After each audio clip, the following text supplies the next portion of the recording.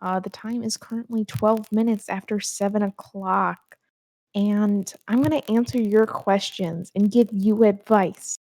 So, our first one is from Boggy Blues. Um, and they say, I am a 20-year-old woman living with a dog and a cat.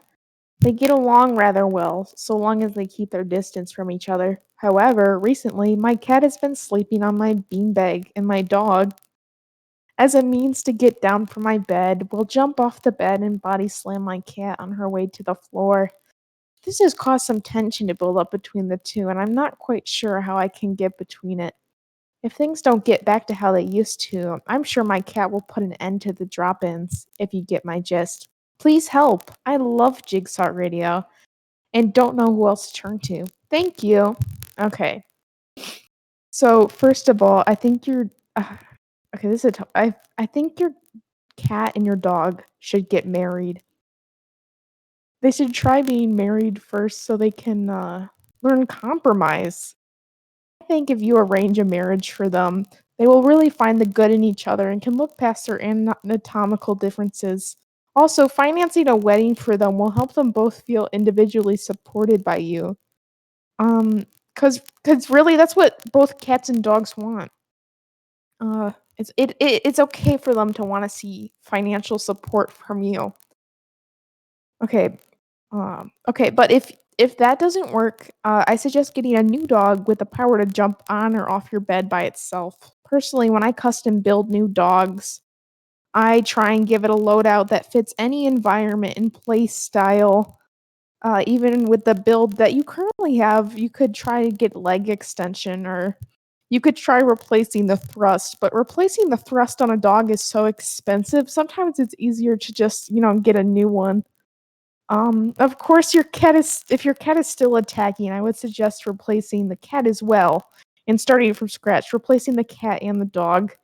You only need to be building relationships that you find valuable. If you find you're always the one putting the energy in, step back and see if that energy comes back. Be with the people who value you for who you are, and you need to put that trust with God that He will set you up with the with the right people and that are important to your journey with faith and faith and friendship. And I'm gonna end this question with a Bible quote here. Hold on, let me open my Bible.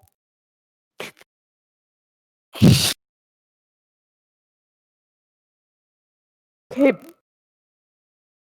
Proverbs 27:17 says, iron sharpeneth iron, so doth man sharpen the face of his friend.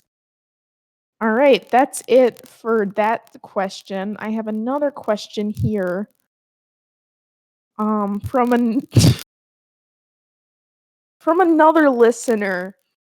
Um, here, just let me give me a second to pull it up.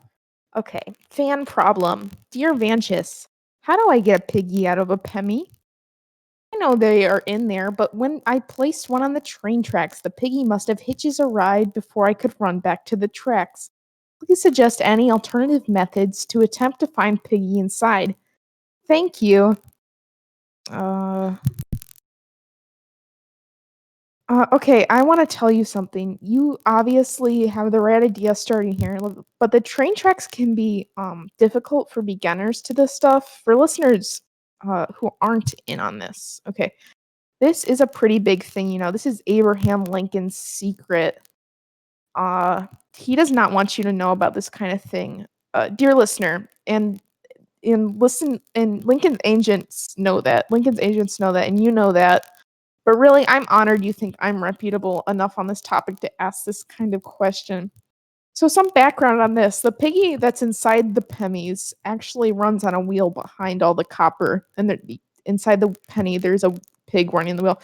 And that what makes one money work. Yeah, piggies run on a wheel inside the money to make it work. All of them. Well, most of them. Sometimes the piggy has left for federally required vacation or sick days.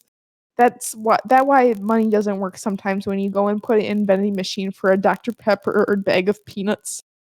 Back to your question though, dear endless jigsaw listener. Uh, this is where it gets a little complicated here. So I need you to look at your penny and has Abraham's face been stretched vertically or horizontally? And in the business, we call them skinny and fat Lincolns. If it's a skinny Lincoln, that train is heading north, and if it's a fat Lincoln, that train is heading south.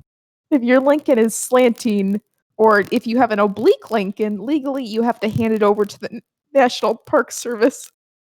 There are a few notable exceptions to this too. Like if the Lincoln has left the monument on the other side of the penny, that means Piggy is under 20 years old, and so the train is still at the station.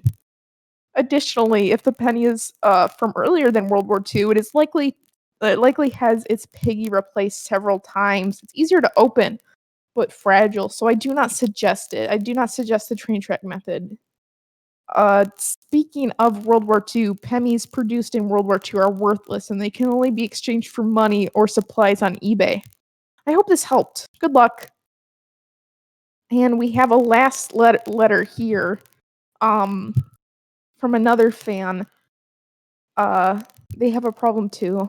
And the problem reads, he sold his bergamot and clary sage scented candle so he could buy her embroidery string for her chicken nugget. But she sold her embroidered chicken nugget to buy him a lighter, and now I don't know what to do. This was sent in by Gift of the Mad Guy. Okay, I've had something very similar happen to me once. All right, that's it for fan mail.